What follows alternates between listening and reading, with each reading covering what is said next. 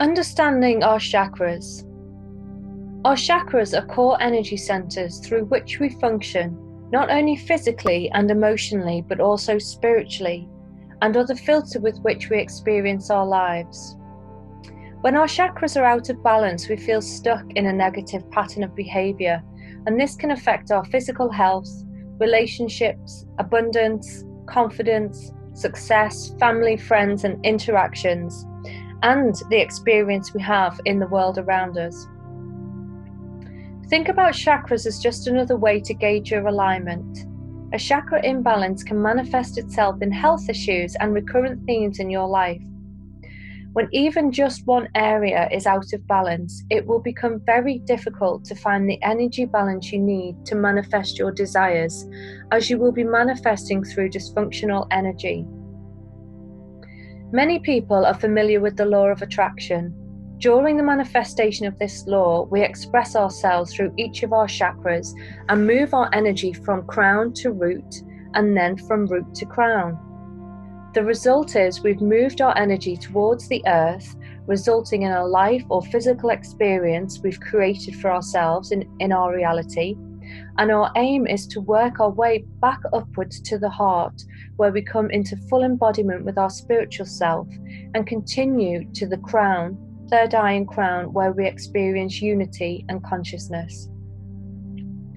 If you aren't happy with your life or current situation, it's important to look into the chakras to reveal where you've previously been and where you're currently sourcing your energy from. If you want your future to be different, chakra coaching can help shift your energies for more positive results. Chakra means wheel in Sanskrit, and it stands for the balance we should achieve in life. My coaching model is based on creating balance and harmony in the 4 pillars of life, and my experience has taught me that the pace and pressures of life can create a series of doubts and emotional blocks which lead to imbalances in different areas. The aura. The human energy field can be seen as an aura.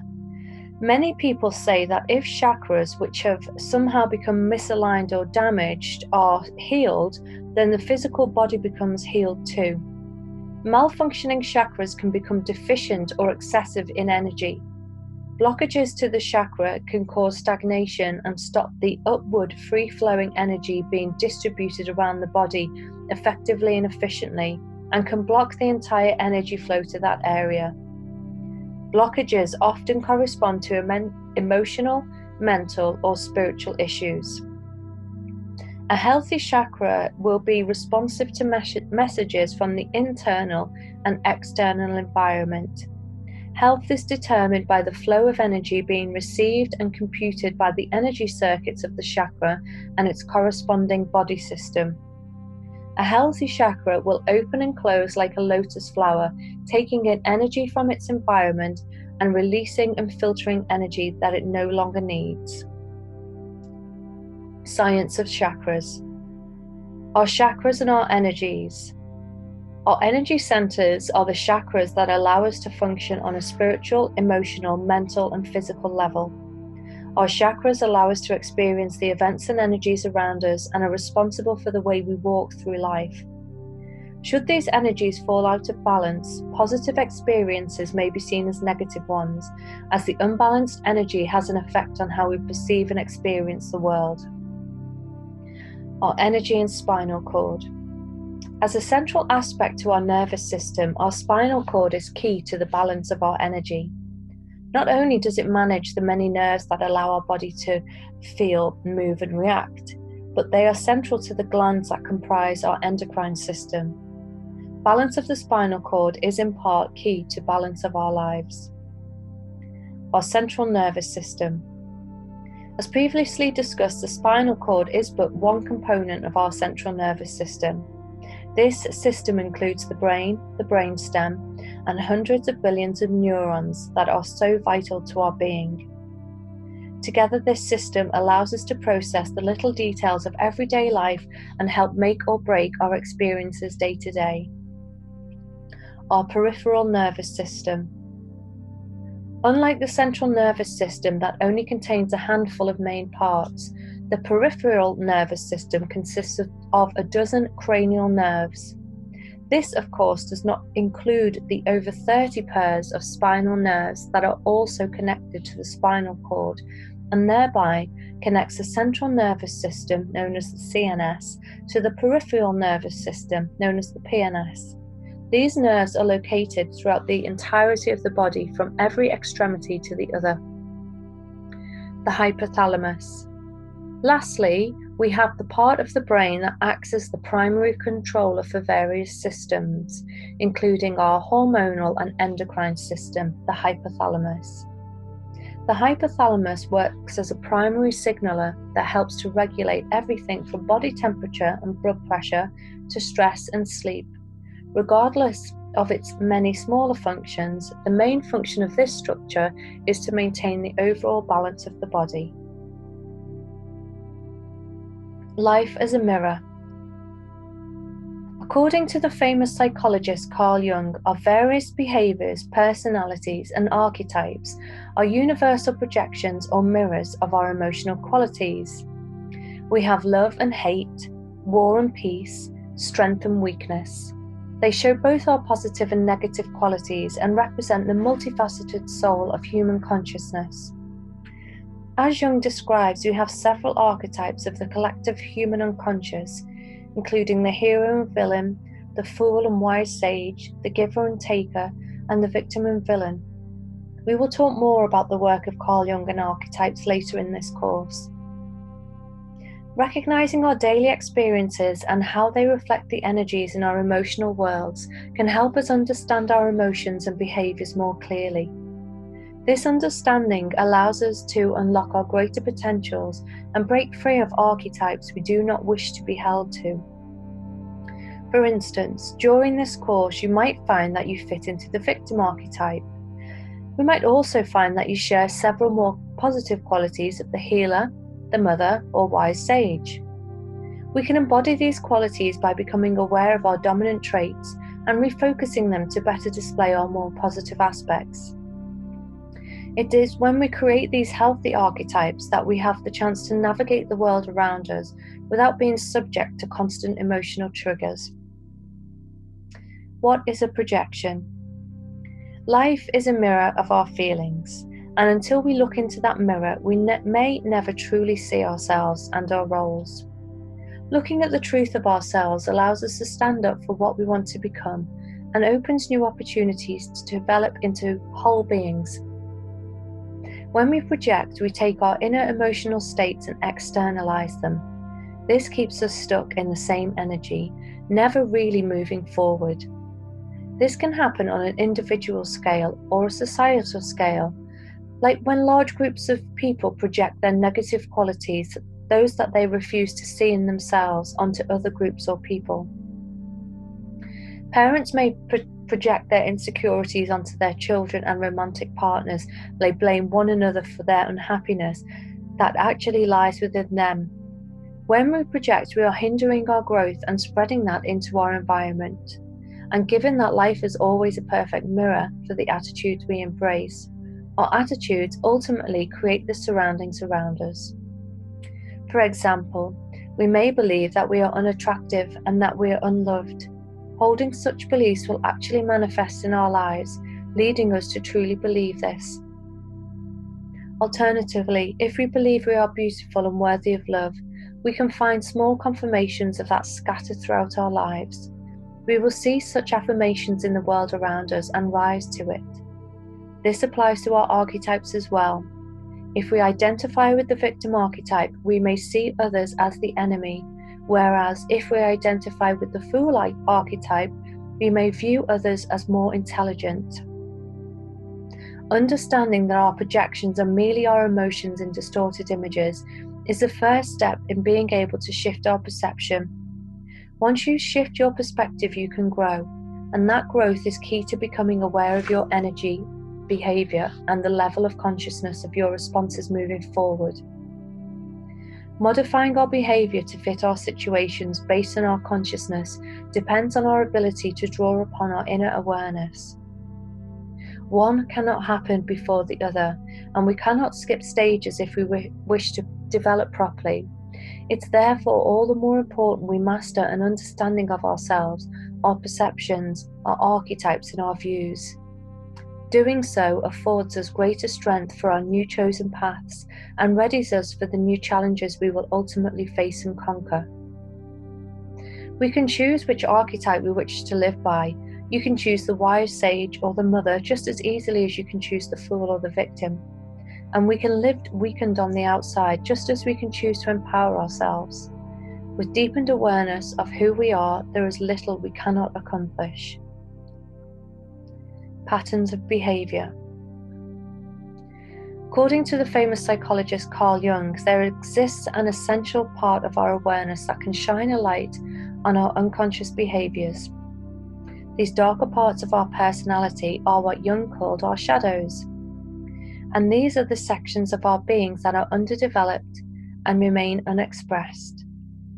The key is to allow these parts of ourselves to be illuminated, to see what is, and guide it to a better place of what could be.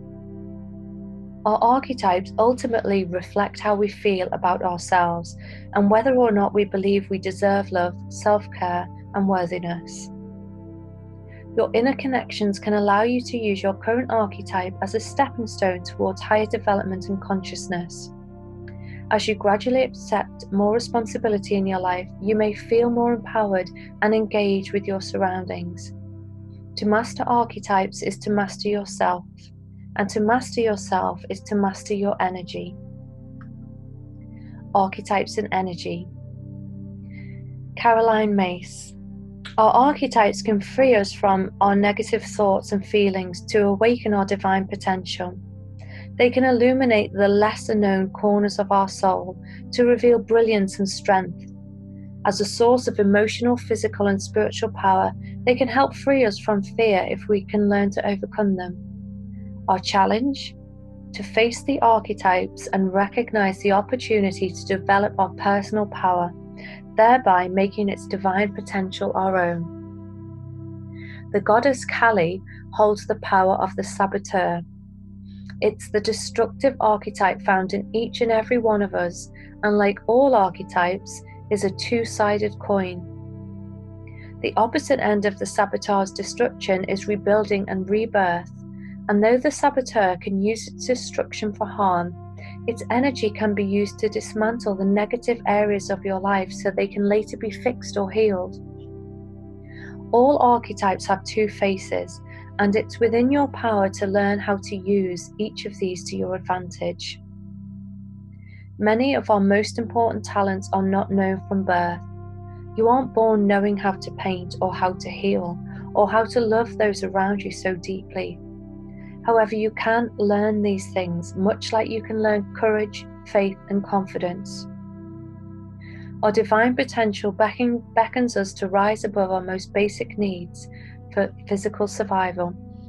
We are called to grow, but cannot do so with our current intellect alone. We must look for the deeper truths, many of which are found in the archetypes. To fulfill our divine potential and resolve the smaller issues present at work or home, we must work at a higher plane of consciousness. You must soar past reason and find understanding behind the symbolism of your experiences and archetypal stories. Once you can read the symbolism in your life, you will see the positive results in your choices. Archetypes and their meaning. Quote by Carl Jung. One does not become enlightened by imagining figures of light, but by making the darkness conscious. The latter procedure, however, is disagreeable and therefore not popular. Here is a list of Carl Jung's archetypes. Choose the one you feel most associated to personally, and one or two you feel may reflect your business brand. Business archetypes reflect the emotions and drivers of your client. Knowing your brand archetypes will give your clients a clear message about what you stand for.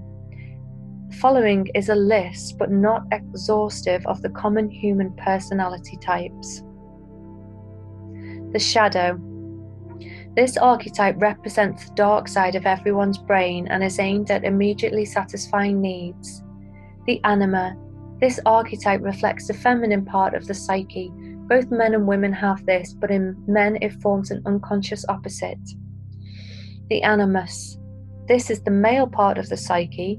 This is also present in men and women. In women, this is the unconscious opposite. The self. This archetype shows the authentic self, the complete personality of someone, which ensures that they can develop themselves.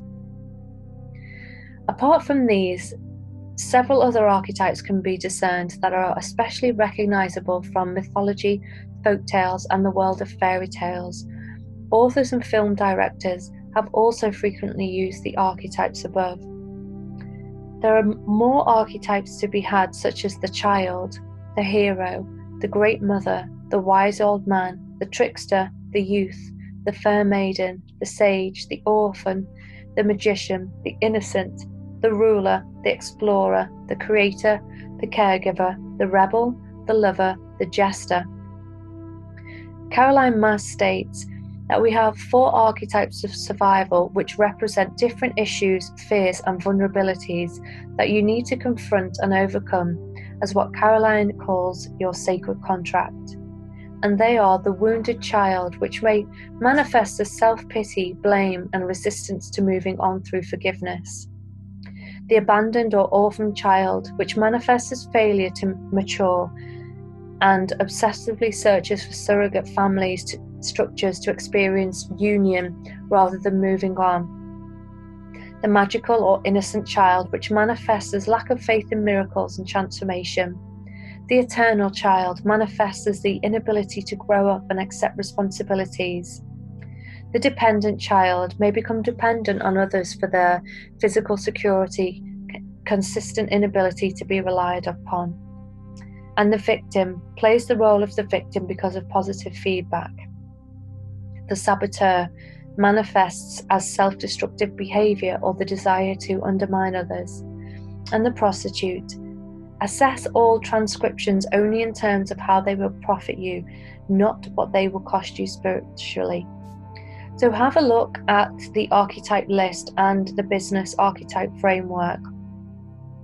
The business archetype frameworks have 12 core archetypes: the hero, the alchemist, the lover, the jester, the every person, the innocent, the sage, explorer, caregiver, creator, ruler, rebel. So the business archetype framework helps you identify the desires you want your audience to feel when they connect with your brand, and to adopt the personality and behaviors that evoke this desire. Use the archetypes to identify the desires that most closely represent your customer's why. The above list of the archetypes is by no way exhaustive. There are hundreds and hundreds of different archetypes, so if you feel you want to add to this list and create your own, you may. So please complete any exercises or assignments that relate to this module and upload them to the assignment section for feedback.